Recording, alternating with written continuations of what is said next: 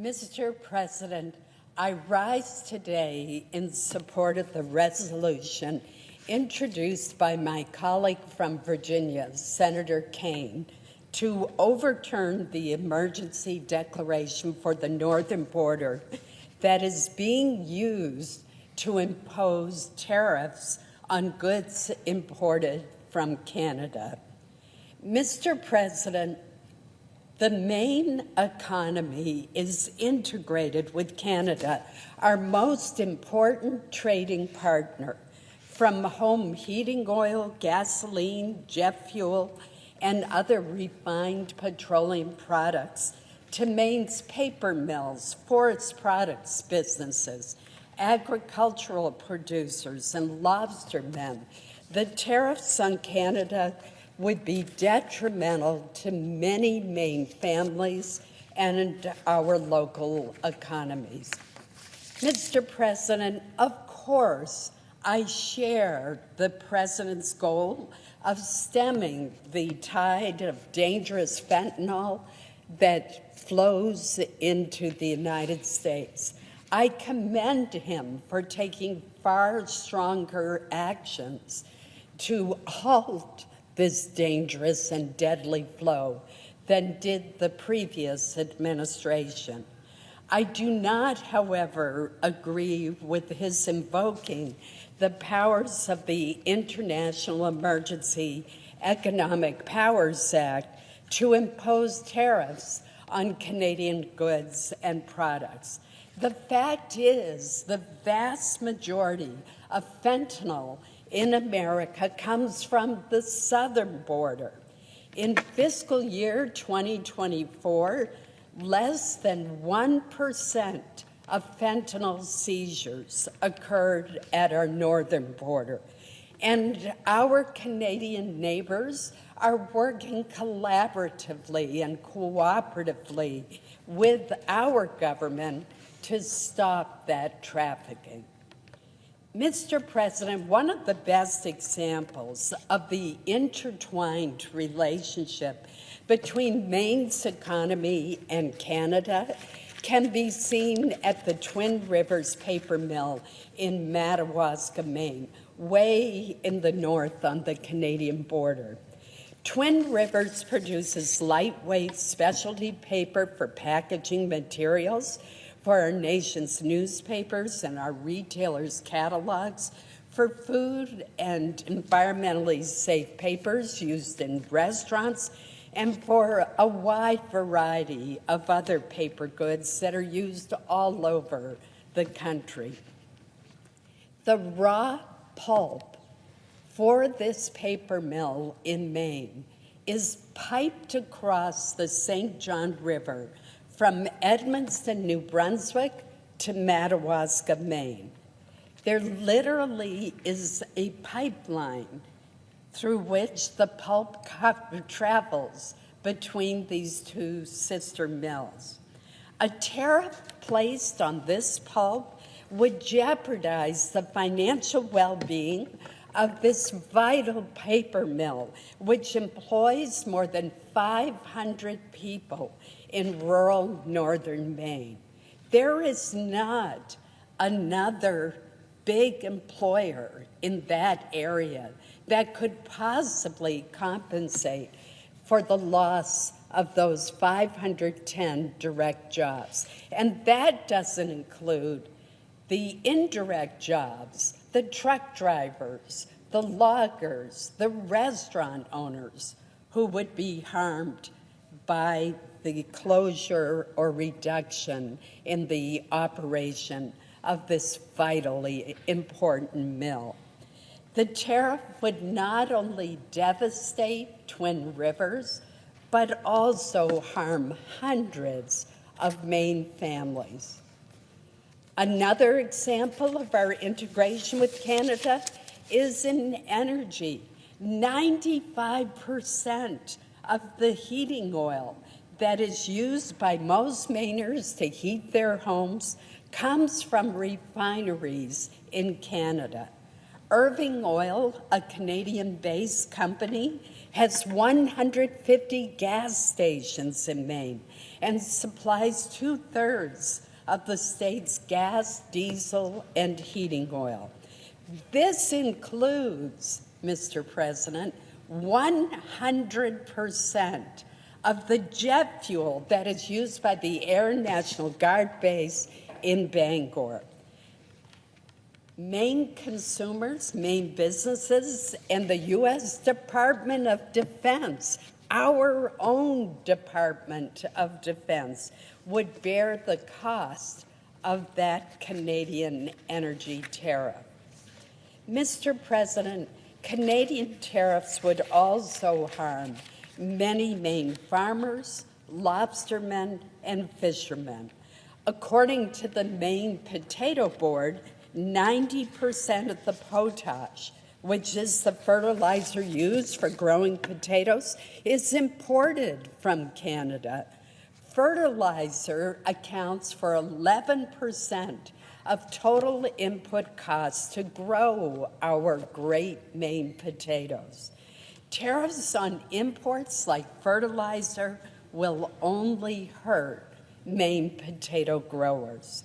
And Mr. President, I grew up in Aroostook County. I know these potato growers. I picked potatoes as a school child when I was growing up. Just recently, a farmer from Mars Hill, Maine, told me that just the threat of tariffs is causing a price increase on seed and equipment. This farmer supplies potatoes to a Canadian company with facilities on both sides of the border. The different facilities have specialized equipment to process potatoes for different uses. Hash browns in one plant, curly fries in another. A tariff on potatoes as they cross back and forth between Maine and Canada would cause terrible harm to this and other growers. Other products are processed back and forth across the border as well. For example, many Maine blueberries are processed in Prince Edward Island. Maine also sends between $200 million and $400 million worth of lobster to Canada each year for processing. There are 240 lobster processing plants in Canada, but only 15 in the United States. I share the President's goal of getting more of that manufacturing done in the state of Maine, done in the United States. But the fact is that if we impose these tariffs on Canadian processing, it's going to be our Maine lobstermen who will bear the cost. It's going to be consumers who bear the cost. I'd like to make mention of another industry that would be affected as well, and that is the aquaculture industry. In Washington County in far eastern Maine, Cook Aquaculture is one of the largest employers with more than 200 direct jobs throughout the state. While they have a processing plant in Machias, Maine, the first step of their salmon processing occurs in Canada before re-entering the United States for finishing. At a time when the Maine aquaculture industry is growing, these tariffs on Canada would jeopardize current jobs and also block future ones. Mr. President, close relationships between and among families on both sides of the border are very common in the state of Maine. It's typical of communities ranging from Calais in the east, Fort Kent in the north, and Jackman in the west. You see it all across the northern, eastern, and western parts of our state, because our communities are so integrated.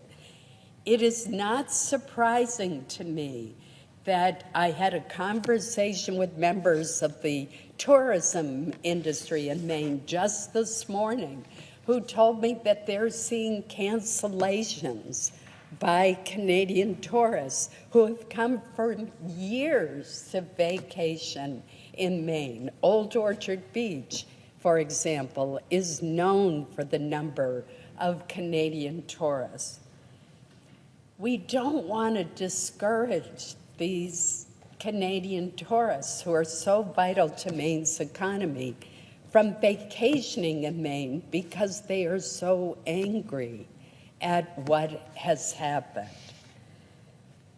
Maine families benefit from more than $900 billion in goods and services that are exchanged between our two countries every year.